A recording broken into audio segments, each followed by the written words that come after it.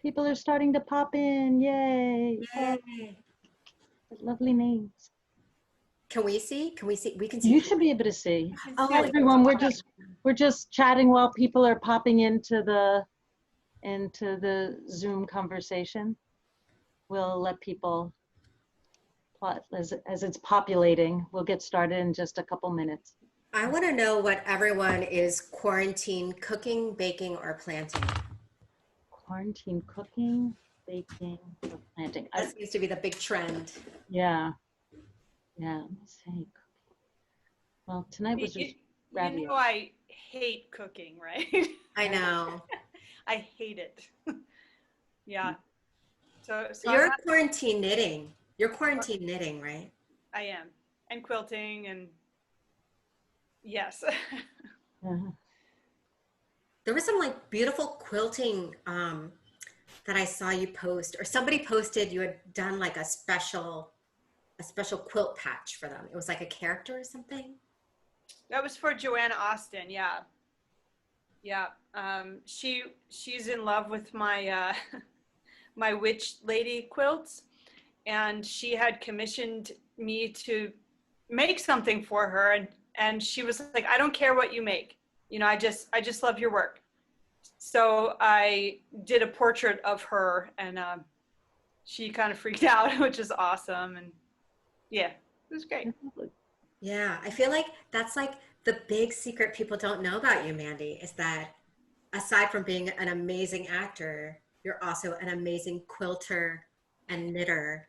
Like that you have this like tactile, dexterous facility with handmade fabric crafty things. Well, I know we haven't really started yet, right? Right, yeah, I'm gonna get started in just like 2 more minutes. Okay, yeah, I find that when things are overwhelming or upsetting to me, if I don't have an outlet like theater, I will often create worlds to escape in through my quilts. And it's just something that I don't know, I started doing the last few years. Like I've always quilted. I've been quilting since I was probably like 15 or something, but they become more sort of like narrative. And I think it's my way to sort of create a place for me to escape to when I can't Love that. do it, you know, through theater or that way, you know. All right, I'm gonna get started. So people are coming in. Hi everyone, my name is Deborah Block. I'm the producing artistic director of Theatre Exile.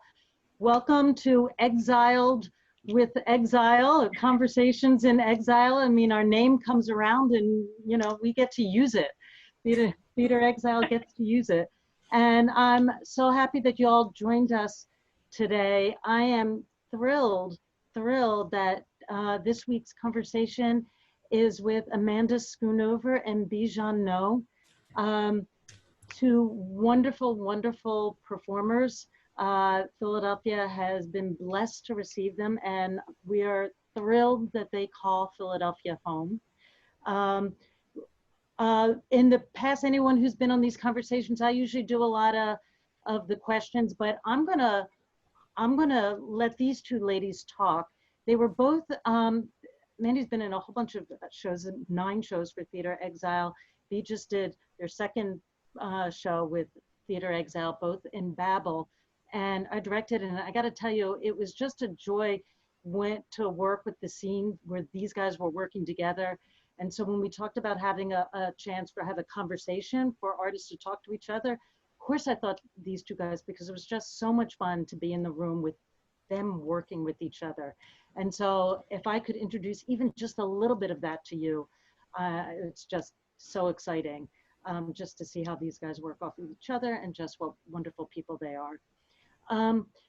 You guys can ask questions, you can chat, you can ask questions in the chat portion of it, just type that in and they'll try to incorporate that. And these conversations last somewhere between 30 and 40 minutes.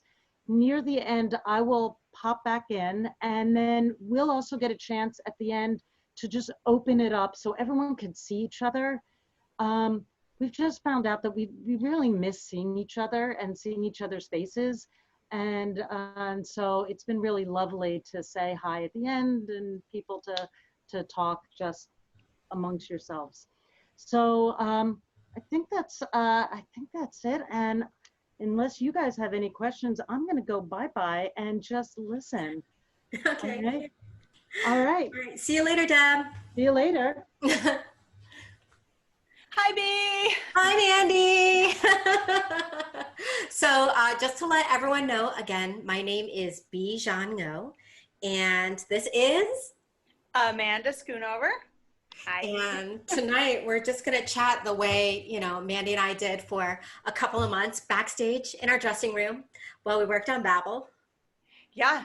Well, and like we did when we first worked together, which was 10 years ago. 10 years ago. And probably the first thing we did together was actually the Constitution Center. Oh, But yeah. then we did the Three Penny Opera together and bonded over that because we were kind of the, We played the Misfits. yeah. We were like, nerds. the seedy underworld of Mac the Knife, right? Mac the Knife. And it was just like so fun because it was like a lot of hours of rehearsal and we really leaned on each other as castmates, and we had to wait a whole decade to play off of each other. I know, that's crazy. That was crazy. So for those of you who saw Babel, I delighted in this one scene that I got with Mandy where we just had to keep negotiating the temperature of each action. And as far as like juicy, funny, loaded scenes to play between two women, it was such a gift that Jackie Goldfinger gave to us with this scene. And every single night I had so much fun just like testing the waters with your character. Yeah, what was really fun about that for me is, when I first read this script, I was like, I don't see myself as a very intimidating person. So how am I going to do this? Like, how am I going to be frightening when I'm, 5'2" and funky, Yeah. And so I would say that a lot of me looking scary was actually the way that you responded to what I would do. Like anytime I would move, you'd be like, yeah. But I think that just speaks to like how comfortable we are with each other and like the give and take of great scene partnership, right? Like Yeah. every time we did the scene, it was different. And every time we did the scene, it worked because we were very clear about who our characters were, what their relationship was, and like being grounded in that and then just breathing with each other. It was like such a joyride every night and in rehearsal. Yeah. Yeah. Well, I had the most fun sort of going like, how long can we hold this silence? Okay. And knowing that like you trusted me to really walk that line and not jump in or not go like, did she forget her line or what, but trusting that I was in control even when there was silence. I think that was the real fun of it, was just like, yeah, are they gonna like, oh my God. I think so much of that scene too for me was like when you do contact improv in a movement class where you learn like Anne Bogart's viewpoints and like kinesthetic response, and like the moment you breathed, right. I shifted. Right. The moment a hair on your body moved, it's like a hair on my body would react to it. So, that just gives me so much hope that there will be a time when we can do like a full two-hander together. It would just be such a joy. Oh yeah. I mean, I'm convinced that we need to get on Jackie to like write something for us. I am in love with Jackie's, especially her Southern Gothic.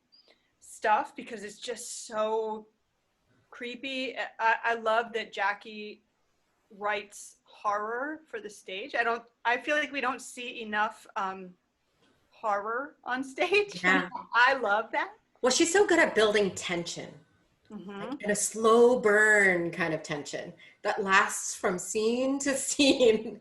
And like even Babel, it's like, it's a slow horror movie that's unfolding with each scene. Yeah. We have a prompt from Deb. She'd like us to tell everyone how we both ended up in Philly. Why don't you start? So Philadelphia was a great landing spot for me after I got out of grad school. I had studied at the Actors Studio in New York City. And after the Actors Studio, I lost a relationship. I lost an apartment. I lost, I was out of the structure of schools. I was floating. And there was like an article about me and my friends that graduated in Backstage Magazine when it was actually a newspaper. And there was a profile on me, and I was doing a show at night that was a musical at La Mama. Anyways, Lois Kitts, who was the casting director at Philly Theatre Company, read Backstage religiously, saw my photo, saw the story, and called my older brother up, who happened to have been a directing fellow for her. She's like, why didn't you tell me, sister? I understudied for him. Oh my gosh. Right? Yeah. So talk about like the giant nexus that Philly forms between different markets. Right. Because they needed an Asian actress for a Philly Theatre Company and Philly Young Playwrights co-production. And she was like, why didn't you tell me you had a sister that was an actress? And he was like, oh yeah, she was in school. She was like, get me on the phone with her. And the next thing I know, I was sleeping on my brother and sister-in-law's couch and rehearsing the show at Plays and Players when PTC was part of Plays and Players in Rittenhouse. And out of that show just came like a lot of industrial work, readings, and I just started loving Philly and growing into the theater community here. But I got sidelined a lot with restaurant work, which but like the Philly theater community kind of like really taught me a lot, and I ended up doing more readings, more workshops, and eventually like working professionally as an actor here. So that's my story. What's your story? I moved to Philly. When I was in high school, I came down to Philadelphia for some reason. I think it was like my sister's birthday or something. I think it was, we came down for that. And I remember seeing South Street and never being the same, like all the goths and the punks. And I was like, oh my God, finally somebody who understands me, And I actually applied to UArts, where I wound up going to college, but I went my first year for dance. I got accepted into the dance program, but even when I was in the dance program, I had a feeling that I was not in the right department, because I had done some theater, in school or in high school, and honestly, like I came from a small town, and like, yeah, I was a really good dancer for East Stroudsburg, but all of a sudden you get put into a room with all the really good dancers from these small towns, and you're like, oh, I don't know that I'm cut out for this. And so I wound up auditioning for Johnny Hobbs. For the theater department, and he must have seen something in my terrible audition, and they accepted me into the program. So I went to UArts for 4 years. This was back under Paul Berman's, when he was the head of the department there. And then after school, like I thought about, like, did I want to go to New York or did I want to go to LA? And I did go up to New York for a little bit. At the time, it was a little too much for me, to be honest. Like, it was just so overwhelming. And I wasn't a huge fan of the kind of work that I was able to audition for, being right out of school and non-equity. And, you know, it's not like you just go up and audition for Broadway shows. It just doesn't work that way. Yeah. You know that, I know that. 19-year-old me didn't necessarily know that. But you know, I think it's such a like important like transitional phase, right? To figure out what fits and what doesn't. Because like my early 20s, like 20 going into 21 through 24, I was in grad school in New York City. I loved it. And I also knew by the end of that period that I didn't want to live there permanently. Right. Like, I love the work there. I love the people there, but it becomes such a machine, and you're a cog in this machine. And I just felt like the moment I got to Philly, I could breathe. And I feel like the same people who I do a show with, I'll see in the grocery store the next day, or the same audience member who comes and sees us. We're going to see them, you know, having a grilled cheese and tomato also at the Pope down the street. Right.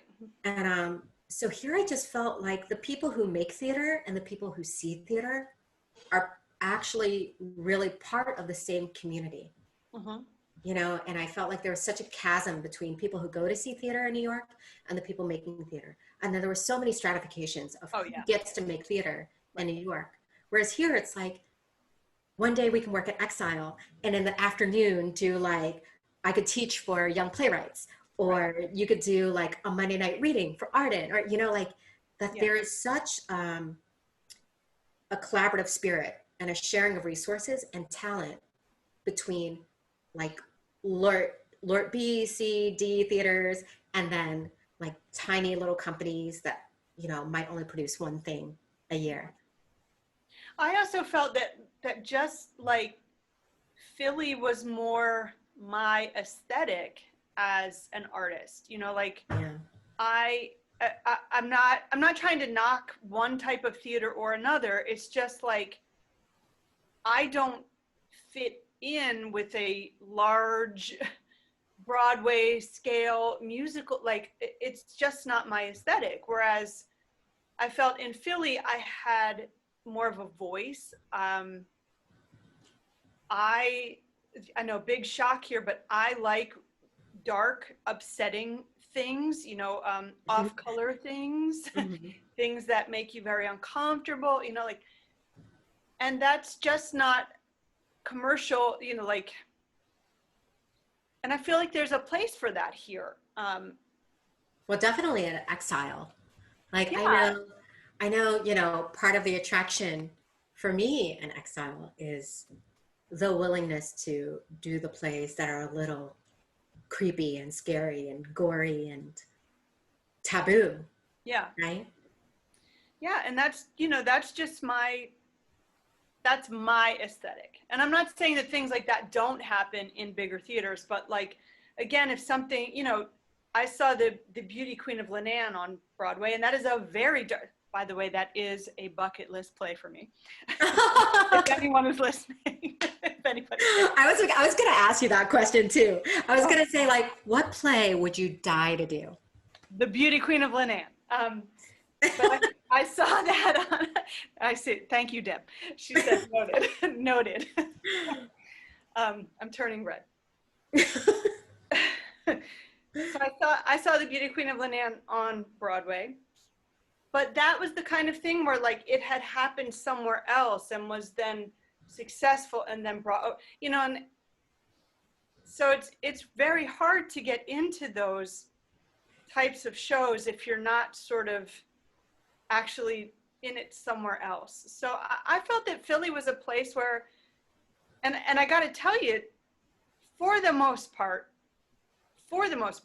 since I've done my very first show here, I've pretty much worked consistently for like 25 years. So you've been working since you were 5 years old? My gosh. I love you. I love you. Am I getting red again? Getting red again. Because you drink blood and eat babies, I know. Exactly. Not because I feel things. Oh, God. No, but you know, like what you just said, there's like, if you work hard and are sure of your voice, or find your voice here, and like find the places that where you really see yourself in the mission statement, in the values, in the stories they choose, I feel like here is where a lot of artists can thrive and actually build sustainable careers. And I know we're living in the time of COVID, and you know, our industry is certainly shifting and adapting, and who knows what it's going to look like in the next, you know, coming out of this in the next year. I think we need to, yeah, I mean, I think that we need to be patient. Theater isn't going anywhere. Now, I know that that's not super comforting to people who make their living doing it, but first and foremost, people need to be safe. And so if that means that we need to take an entire year off, that is what it means. While having programming in between, you know, but that may mean that that may be what it is, you know, like theater is very specific. I'm not saying that Zoom isn't great, and I'm, you know, like, but it's not the same as being in a room with people and feeling that exchange of energy, right? Absolutely. I mean, in so many ways, I mean, theater to me has always felt like church, you know, and I'm a lapsed Catholic. So, but you know, like I agree with like, you. yeah, I mean, and it goes back to like the Greeks, right? It's like theater was religion. Like this idea that we all gather and we share story and we take lessons from it, and we suspend disbelief and give ourselves fully to the experience. It's something that is so specific to what we do. Yeah. Well, And not to sound like too whatever, but my friend in college used to call it getting the spirit, which I had seen her do when she danced. She would sort of lose control, and I have had that experience when acting, never when dancing, but when acting. You know, it's this weird thing where for me as a real person, I sometimes have a lot of trouble just being in the moment and breathing. And there's this weird safety in being on stage and knowing what's going to happen. So being totally free to make whatever choice, because no matter what, it's going to end up this way, you know? And so like, I definitely, for me, feel that it's the closest I get to having this like sort of spiritual.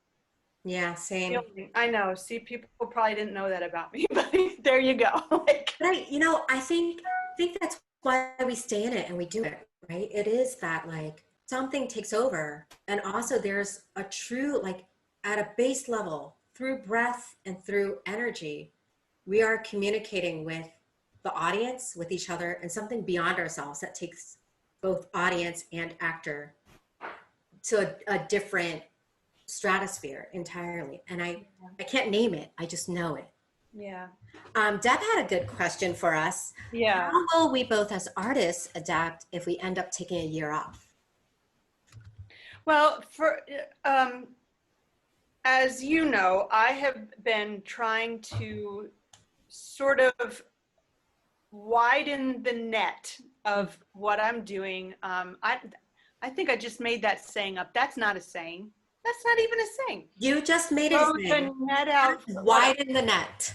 So let us cast a wide net. There you go. We shall cast a wide net. I'm so smooth. I really want to do more film work. Mm-hmm. And I do think that the film industry will probably find ways to get back to work quicker than theater, just because you're able to have a tighter control of things and more regulations that are easily achievable. And I think there's more money in film to sort of deal with things like making sure that people get their temperatures taken and have been tested and things like that. That's not saying that theater won't do that. I mean, it's not, and I'm also not a fortune teller. Maybe things will get back to work sooner than a year, but I would like to explore doing more film work and sort of seeing how the work translates, because as you know, it's very different. Theater and film, they're like, it's like painting and sculpture, right? It's yes, it's visual art, but they're different. So I do find like what's so fun and fascinating is very quickly our theater companies are adapting to new models of arts education, workshops, and readings. And so over the past couple weeks, I've been really lucky to be involved in like a reading of Shakespeare with Lantern, or directing a monologue festival for young playwrights. And it is like this hybrid of acting live for an audience that can see everything that's happening, and then understanding the medium of film and how to frame yourself and use the frame for storytelling. Yeah. But I feel like at least in our city, because our artistic leaders are so community conscious and care about the artists, teaching artists, and other entities that they regularly employ, I'm just really impressed by how quickly theater companies have moved to try to like help us out by employing us for readings, like, or, I did a series of sonnets for Del Shakes, and, it's so cool. It's so cool. So I'm like, I think there'll be less work over the next few months, but it will still be theater and arts education related in some vein through Zoom.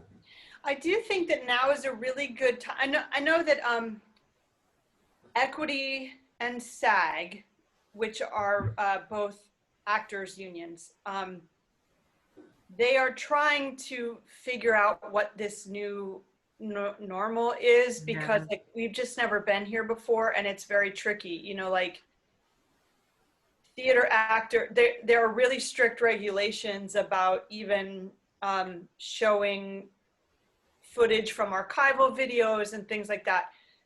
So I know they're trying to do a lot of work to figure this out.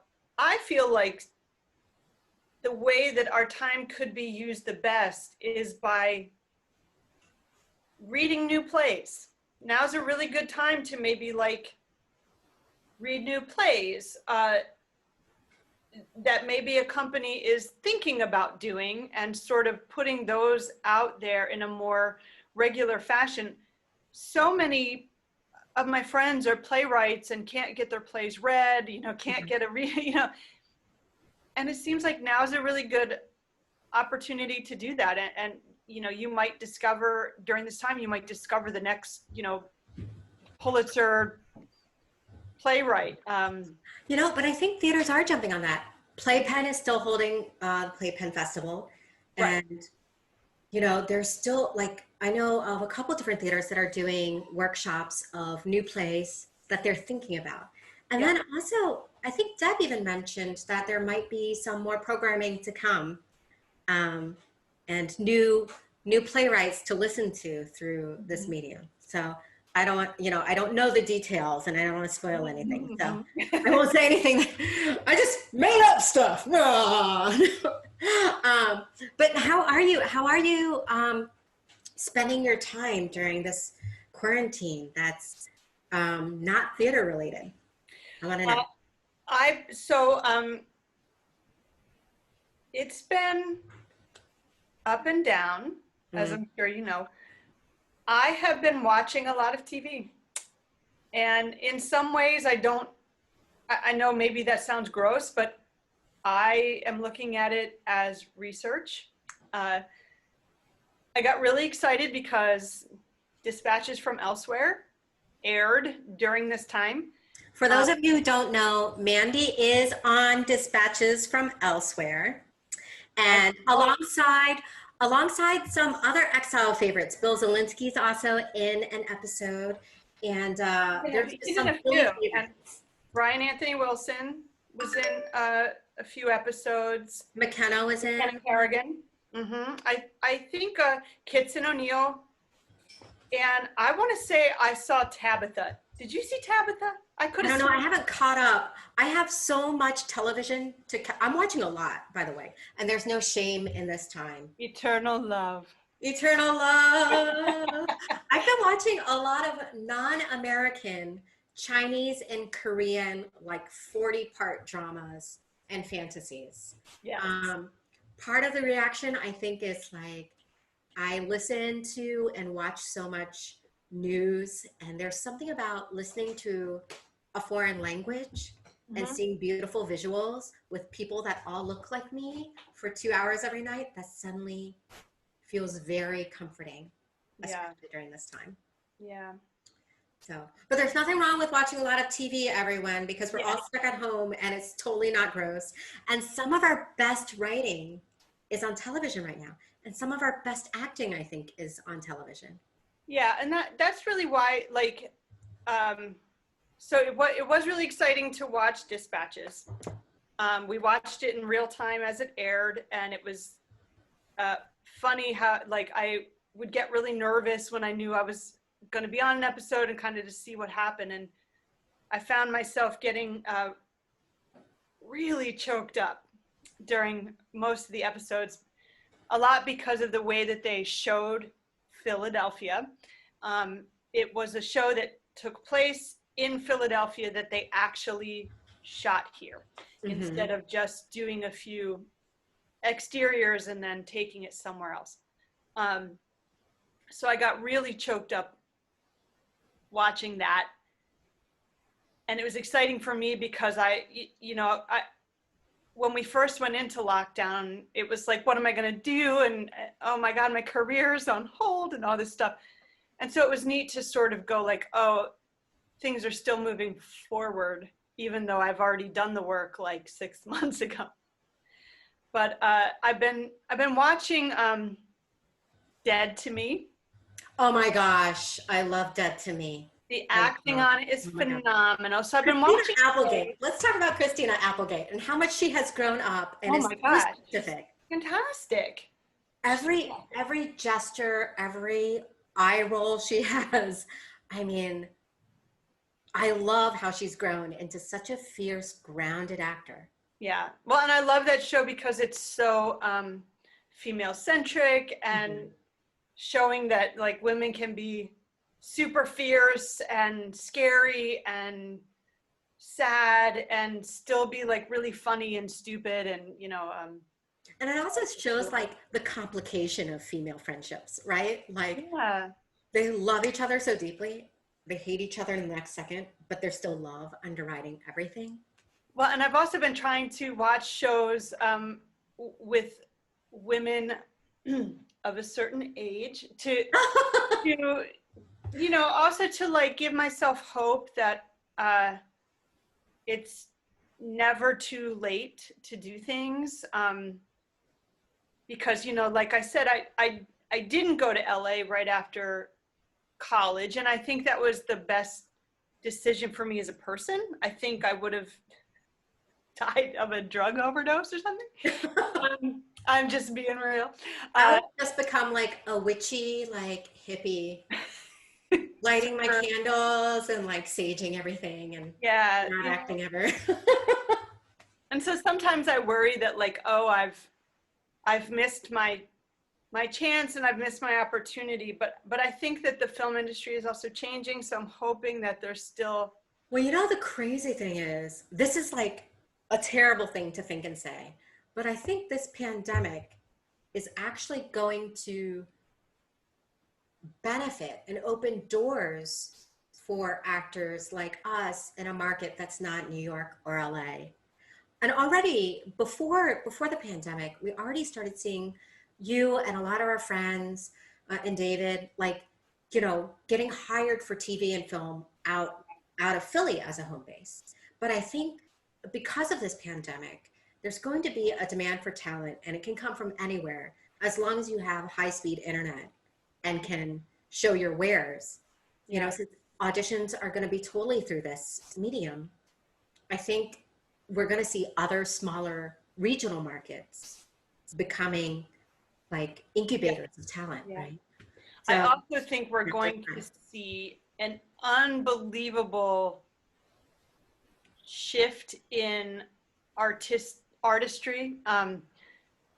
You know, during terrible times is when the best art, you know, comes out of that, and artist experiences, and so I'm looking forward to that. I'm like, what plays can we look forward to, and what TV shows written by our local, you know, like someone like James Imes and Jackie Goldfinger, like how are they going to